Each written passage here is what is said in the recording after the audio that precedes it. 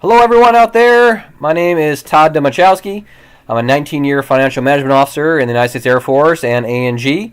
That's the Air National Guard.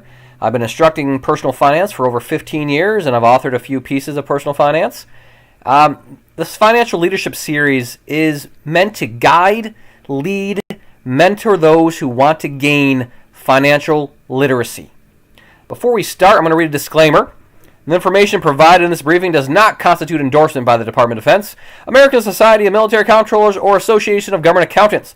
Further, the briefer assumes no responsibility for consequences resulting from the use of this information. This is a voluntary service intended to improve the knowledge of military members in regards to the blended retirement system. I am focusing here on decision support for the reserve component on the blended retirement system. What is the difference? I'm going to give you a quick little blurb on what the big differences are between our current retirement system called Legacy and the blended retirement system. I know you've probably been beat to death with this information, so I'm going to make it quick. Our current Legacy system, we're talking about defined benefit, which means your pension, which is you serve 20 years of credible service, which for the reserve component in the Air National Guard and Air Reserves is 50 points per year. You will get a pension at age 60 or earlier if you have qualifying service. So the calculation is 2.5 times years of service times your high 36 months average base pay. So what they do is they take your last high 36 months of base pay, add them together, divide by 36, and it spits out a number. So this whole formula we're kind of familiar with because we're kind of familiar with the active duty world. That if you serve 20 years in the military, you end up getting 50% of your base pay for the rest of your life, right? So 2.5 times 20 years of service is 50%. Blended retirement system drops the multiplier to 2.0. That is a 20% reduction in pension. Same formula, just different multiplier. But what doesn't change between these two, I want to hit that hard again, is you still need to do 20 years of credible service to get a pension. Just the blended retirement system is 20% less. New components to the blended retirement system, which will attempt to make up that difference of the 20% that you lost. But please remember that you must move yourself into BRS. No one will move you. It's not automatic. You must do it yourself. If you do nothing, you stay under Legacy. So defined contribution, the thrift savings plan, is a 401k type of an account.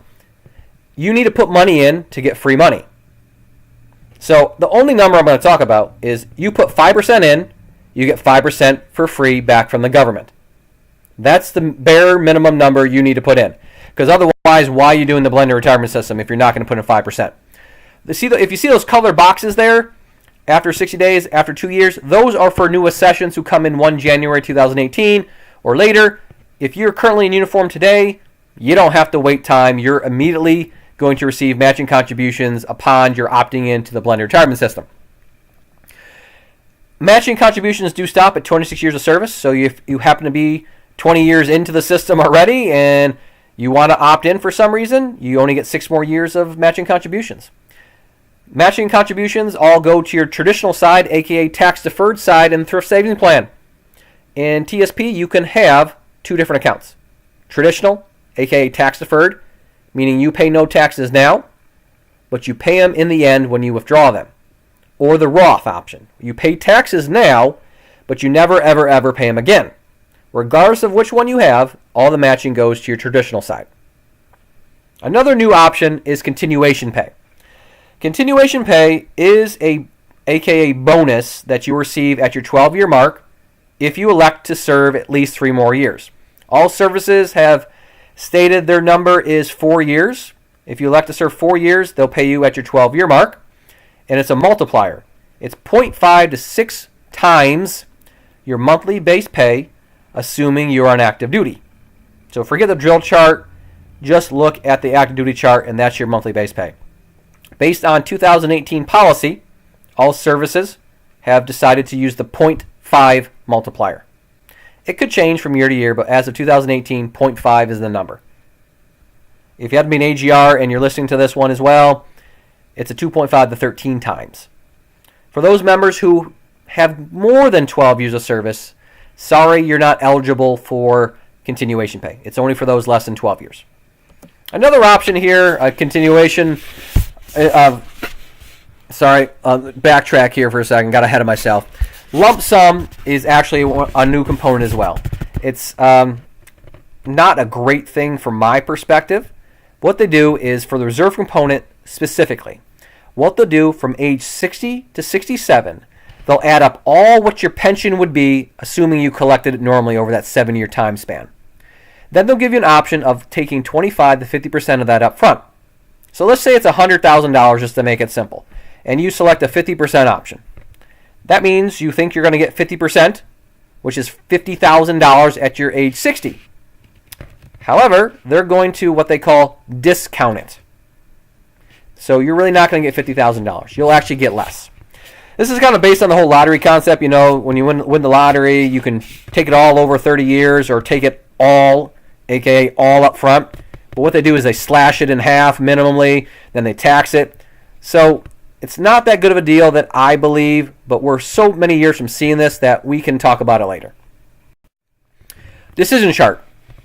Do I opt in the BRS? If the member is not going to serve 20 years, BRS is perfect for this person. If you know right now you're not going to serve 20 years in the military, meaning you will not get a pension, opt in the BRS. Get your matching contributions and walk away with something. Or you're willing to accept investment risk in TSP. Every dollar you put into TSP is put into the stock market of some sort or fashion. You could lose that money. You could gain a lot. Who knows? But you need to understand the risk involved. If this is you, go into My Pay on 1 January 2018 and opt in. If you're a maybe, you're unsure about your 20-year career, and you might be willing to take some risk in the stock market, then gain more knowledge. Seek help. Meet with a financial advisor on your base and ask some questions. If you're a hard no for BRS, are you risk averse? Is all your money currently buried in your backyard in mason jars or underneath your mattress? Are you afraid of the stock market? If you're that person, you do not belong in BRS. Stay in our legacy, get your guarantee, and walk away. If you want that full guarantee, that means your full pension, non-reduced pension, stay in our legacy. Do not convert. If you don't do anything, you default to legacy. Examples. These do not include AGRs because they're in my other briefing on active duty AGRs on my channel. I want to explain my examples here. This E3 Smith, reserve component, joined 1 January 2014, did 40 years in the reserves. I gave this person a 2.1% every year of that 40-year career. I actually lived this person's life. So all these numbers you see in here are good future numbers, like a whole career. Career numbers for this person: 40 years of service, 3,530 points, retires as an E8. If you happen to want to know, hey, how do I check my points? If you're in the United States Air Force Reserve component, check my channel. I actually have a briefing on how to check your points. Continuation pay range, 12-year mark. It's a little bit less. If you happen to watch the active duty one, you'll notice it's less because it's 0.5 to 6 times your monthly base pay, assuming on active duty. About $2,000 to $26,000. Legacy pension. In 2054. In 2054 dollars, it's about roughly $3,120 per month. In 2017 dollars, I brought it back for you so you can figure out what that is. It's about $1,400. The next one under BRS is just a math problem. 20% less. So in 2054, I'm going to call Airman Smith because I'm the Air Force. We'll have roughly $2,496. So about what? $600 difference a month. And in 2017 dollars, about $1,157. So about $300 per month. So that's your 20% reduction right there. So this is where it's going to get a little complicated. TSP, the stock market. I have to make a lot of assumptions for you to kind of adjust for this new portion. However, here's my assumptions. Assuming Airman Smith contributed from day one at 5% of their own money. So regardless of which one they chose, Airman Smith was saving for his or her retirement immediately. They saw it was important, and I recommend always save for retirement. It's good to do. They got 8% return on investment. So those who have savings accounts out there and earn your measly 1% or less interest, This is kind of the same concept. You're getting 8% every year on your money. So under legacy, because Airman Smith contributed from day one to their TSP account, we'll have roughly $146,000 at age 60. The reason I use age 60 is based on 401k TSP law. The first time you can really touch your money penalty-free is 59.5. So I use 60 for simplicity. You can touch your money earlier. There's different rules here and there of how quickly you can touch your money, what age you can touch your money, but that's a whole nother briefing that I have to give. And this won't cover this one. I'm going to use the 4% rule of withdrawal. That means 4% of your TSP balance you could probably take every year, and it'll last you technically your lifespan, your 30 years. That's kind of a rule that's been out there for investing for a while. So this 4% rule of $146,000 is $6,000 per year. What I did is I assumed that instead of taking all that $146,000 out of TSP and putting it into their checking account or savings account, I said Airman Smith's going to keep that money in TSP, but instead of 8% return on investment, it's down to 4% because, hey, I think they're a little older now, being age 60, that they want a less risky investment. Assuming a 2% inflation rate, that money will last Airman Smith 33 years. Now, under the BRS, the money's larger because they got matching contributions. They also invested their continuation pay of roughly $2,000 into TSP, which is what they want you to do. Now, they're going to draw a little bit more money. They're going to draw $13,500 every year. What this does is compensates for the 20% reduction in pension. What it is, I still use the 4% withdrawal rule, but then I added in the annual total of the 20% reduction in pension to kind of get them on the same level playing ground. When I do that, it only lasts them 24 years. So based on this perfect theoretical example, the best option is legacy. I form opinion when I've done all this math is that for BRS really to work, you must aggressively invest in the stock market and have faith in the stock market. If you're afraid of the stock market, if you don't understand it, you're probably better off staying in legacy.